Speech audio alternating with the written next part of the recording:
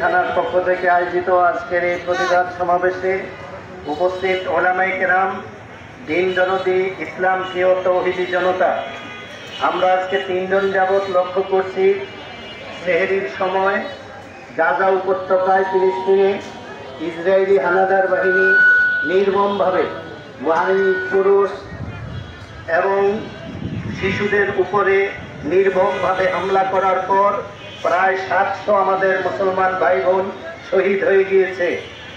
আমি জাতিসংঘ মহাসচিব তথা বিশ্বমরণদের প্রতি একটা জিনিস আপনাদেরকে মনে করিয়ে দিতে চাই।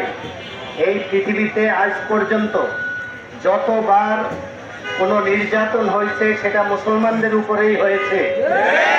আফগানিস্তানে মুসলমানরা কারো উপরে হামলা করার জন্য অন্য দেশে যায় নাই, বরং এই আমেরিকা, রাশিয়া মুসলমানদের উপরে হামলা করার জন্য আফগানিস্তানে আসছে।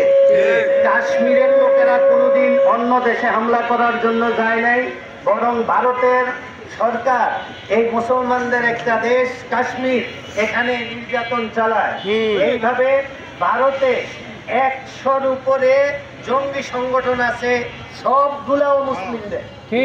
শ্রীলঙ্কায় প্রায় 39টা জঙ্গি সংগঠন আছে, সবগুলাও মুসলিমদের।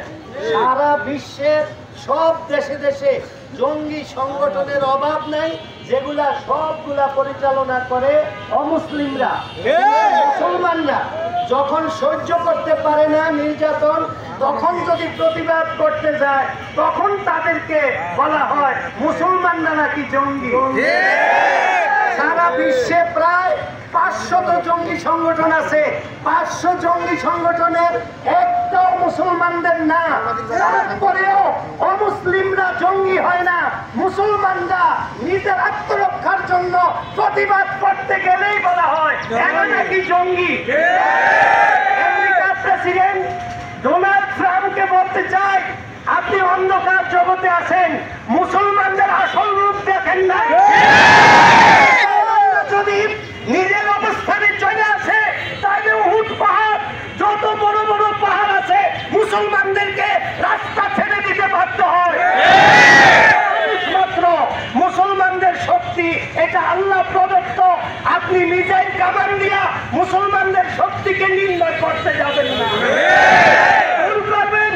আমি জাতিসংঘ মহাসচিব আমাদের দেশে এসেছিলেন, আমাদের দেশের অন্তর্বর্তী সরকারের প্রধান ডক্টর মোহাম্মদ ইউনূস সাহেবের সাথে ওনার একটা সম্পর্ক আছে। এখানে অনেক সাংবাদিক ভাইয়েরা আছেন, প্রশাসনের লোকজন আছেন। আমি আপনাদের মাধ্যমে আমাদের দেশের প্রধান